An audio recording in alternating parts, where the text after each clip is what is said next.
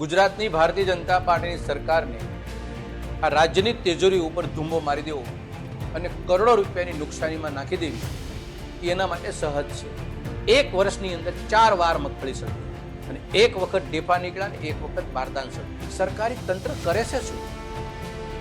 આ ભ્રષ્ટ ભાજપાના તંત્રની આ કાબેલિયત છે. એને મગફળી સળગવાનો અને સળગાવી દેવાનો આ બીજો અધ્યાય 2026 ગુજરાતની ભારતીય જનતા પાર્ટીની સરકારને આ રાજ્યની તિજોરી ઉપર ધૂંબો મારી દેવો અને કરોડો રૂપિયાની નુકસાનીમાં નાખી દેવી એના માટે સહજ છે.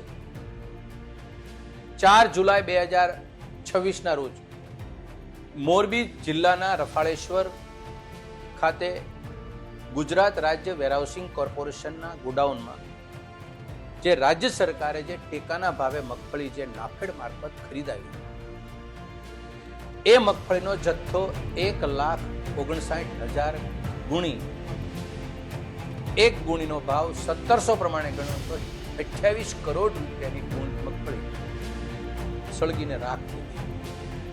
સળગાવવામાં આવી કે સળગી ગઈ, આ બે પ્રશ્નોના જવાબ ભારતીય જનતા પાર્ટીની સરકાર 4 દિવસમાં હજી આપી શકે. મગફળી સળગવાનો અને સળગાવી દેવાનો આ બીજો અધ્યાય 2026 છે.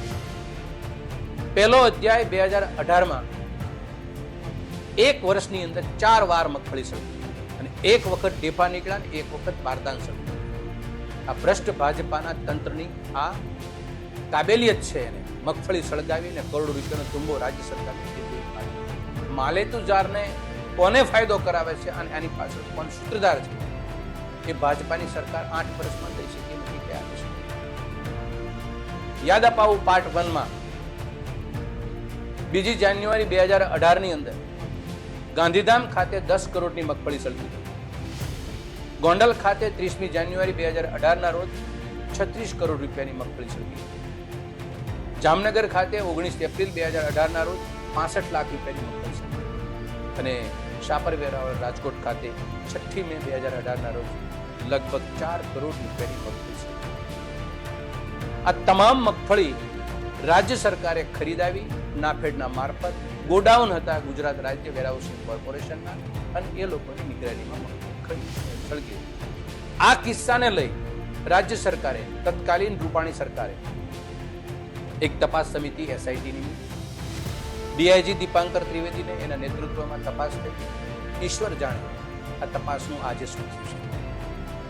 હું ભારતીય જનતા પાર્ટીને, ગુજરાતની જનતાને આ વાત એટલા માટે ઠોસપૂર્વક મૂકી રહ્યો છું કારણ કે જો એક કિસ્સામાંથી જો કોઈ ભ્રષ્ટ લોકો બોધપાઠ જો સરકાર આપી શકી હોત તો પુનરાવર્તિત ગુનો એક સરખી સ્ટાઇલથી મગફળી સળગવાનો કિસ્સો ન બન્યો.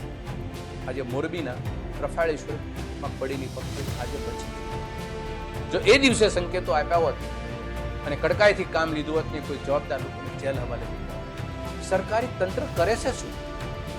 મગફળી તમારી 4 વખત સળગે છે છતાંય કોઈ તમને દોષિત ન મળ્યો કે પછી દોષિત ઘરમાં છે?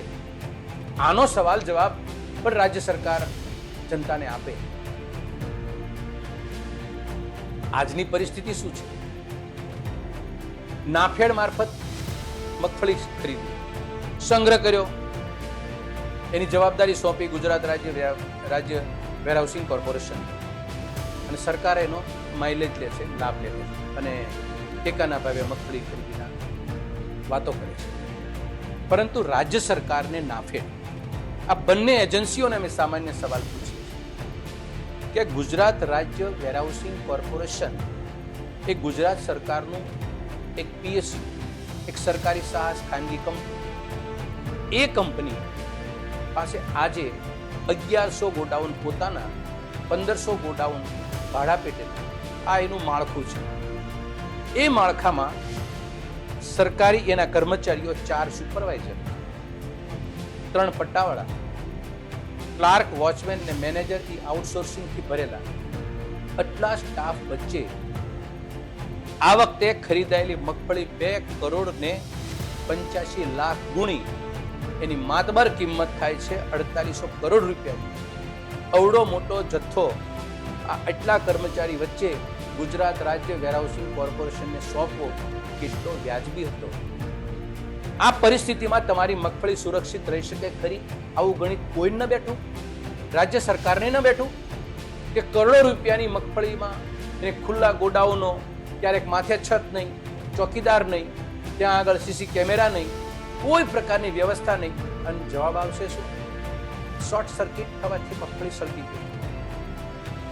તમે કલ્પના કરી શકો છો કરોડો રૂપિયાની નુકસાની રાજ્ય સરકારની તિજોરીની આ ભાજપાની ડબલ એન્જિનની સરકાર આ બીજો અધ્યાય શરૂ થઈ ગયો. અને આ પરંપરાગત અને સિલસિલો અટકતો નથી, કારણ કે આ કોઈને ખબરદાર નથી કરતી. સરકાર કોણ જવાબદાર છે એને પનિશમેન્ટ નથી આપી શકતી, જેલ હવાલે મોકલી શકતી. ફરીને અન્નદાતાઓની સામે મારી અરજ છે, અને સરકારને તો અમે કહી ચૂક્યા છીએ. ખરી હકીકતો તમારી સામે આવે છે કે અન્નદાતાઓ પાસેથી મગફળી ખરીદવી એ ભ્રષ્ટાચારના સંકેત આપવા માટેના, એના આફતમાંથી અવસરમાં પરિણામવા માટેની બાબત છે. ખેડૂત ક્યાંય નથી અંદર. મગફળીની જો કિંમત હોય અને મગફળી માટે ભ્રષ્ટાચારની બાબત ના હોય તો મગફળી સુરક્ષિત રહે. મૂળ વાત, ભારતીય જનતા પાર્ટીની ડબલ એન્જિનની સરકાર આ બાબતે ગંભીર બની. ફરીવાર રફાળેશ્વર ગામમાં જે ગોડાઉનમાં જે મગફળી સળગી ગઈ, એવા અનેક ગોડાઉનો એમાં અત્યારે મગફળી પડી છે. એ મગફળીને બચાવી હોય તો કડકાઈથી આવા તત્વોની સામે અને આ ભ્રષ્ટ લોકોની સામે કાર્યવાહી કરો, જેલ હવાલે મૂકો. અને જે ગુજરાત રાજ્ય વેરહાઉસિંગ કોર્પોરેશનની ક્ષમતા બહારની જવાબદારી તમે આપો છો, એમાંથી પણ તમે થોડી કટિબદ્ધતા કેળવો અને અભ્યાસ કરી અને એવા લોકોની સાથે સુરક્ષિત રીતે તમે એને મગફળી સચવાય એવા માહોલની અંદર અને એવી કેપેસિટીવાળી સંસ્થાઓને કે કંપનીઓને તમે આ મગફળી સાચવવાની જવાબદારી આપો. ખેડૂત પોથીને લાઈક, શેર અને સબસ્ક્રાઇબ કરો.